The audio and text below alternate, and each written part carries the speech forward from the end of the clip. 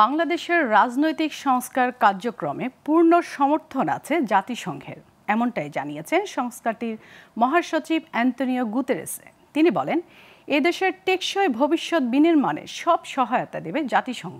সকালে প্রধান উপদেষ্টা ডক্টর মোহাম্মদ ইউনূসের সঙ্গে বৈঠকে এসব কথা বলেন জাতিসংঘ মহাসচিব। পরে কক্সবাজারের রোহিঙ্গা ক্যাম্প পরিদর্শনে গিয়ে তিনি বলেন, সম্প্রতি রোহিঙ্গা ইস্যুটি পেছনে পড়ে গেছে। তাদের মানবিক মর্যাদার জন্য সব করার প্রতিশ্রুতি দেন অ্যান্তোনিও গুতেরেসে। বিস্তারিত আব্দুল্লাহ শাফির প্রতিবেদনে।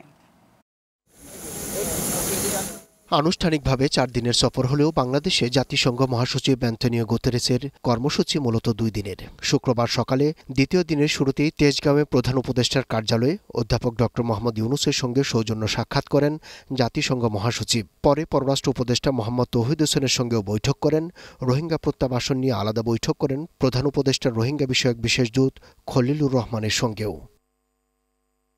পরে সামাজিক যোগাযোগ মাধ্যমে করা এক পোস্টে অ্যান্তোনিও গুতেরেস বলেন, বাংলাদেশের সংস্কার কাজে পূর্ণ সমর্থন রয়েছে জাতিসংঘের, যা টেকসই এবং সমতার ভবিষ্যৎ তৈরি করবে।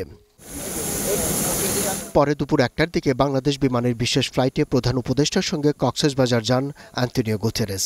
সেখানে তাকে স্বাগত জানান ত্রাণ ও দুর্যোগ উপদেষ্টা ফারুক আজম। গুতেরেস কক্সবাজারের উখিয়া ক্যাম্প পরিদর্শন করেন। সেখানে রোহিঙ্গা জনগোষ্ঠীর জন্য পড়ালেখার স্কুল ঘর ঘুরে দেখেন, কথা বলেন শিক্ষার্থীদের সঙ্গে। রোহিঙ্গা সাংস্কৃতিক কেন্দ্রে তাদের ঐতিহ্যবাহী কারুশিল্পের কাজ দেখেন তিনি। এ সময় রোহিঙ্গা জনগোষ্ঠীর প্রতিনিধিদের সঙ্গে মতবিনিময় করেন তিনি। রোহিঙ্গারাও তুলে ধরেন উদ্বাস্তু জীবনের দুঃখ কষ্টের কথা, আকুতি জানান নিজ ভূমিতে ফিরে যাবার। তাদের প্রতি সহমর্মিতা জানিয়ে গুতেরেস বলেন, রোহিঙ্গাদের মানবিক মর্যাদার জন্য সব রকম চেষ্টাই করছে আন্তর্জাতিক সম্প্রদায়। এই লক্ষ্যে তিনি আরাকানও ভিজিট করেছেন।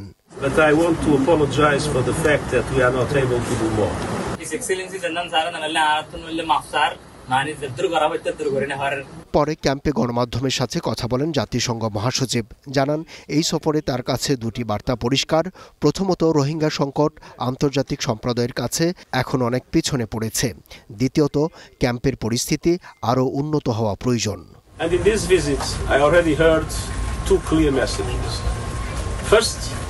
Rohingyas want to go back to Myanmar, and second, they want better conditions in the camp. তবে প্রতিশ্রুতির কথাও জানাতে ভুলেননি জাতিসংঘ মহাসচিব। বলেন, বিশ্ব দরবারে এই জনগোষ্ঠীর দুর্দশার কথা তুলে ধরবেন তিনি। I can promise that we will do everything to avoid it, and I will be talking to all countries in the world that can support us in order to make sure that funds are made available to avoid a situation in which. এরপর সন্ধ্যায় লক্ষাধিক রোহিঙ্গার সঙ্গে ইফতার আয়োজনে অংশ নেন জাতিসংঘ মহাসচিব। শনিবার বাংলাদেশের রাজনৈতিক সংস্কার জোরদারের লক্ষ্যে জাতীয় ঐকমত্য কমিশন, তরুণ ও সুশীল সমাজের সঙ্গে দিনব্যাপী বৈঠক করার কথা রয়েছে তাঁর। আব্দুল্লাহ শাফি, গ্লোবাল টেলিভিশন, ঢাকা।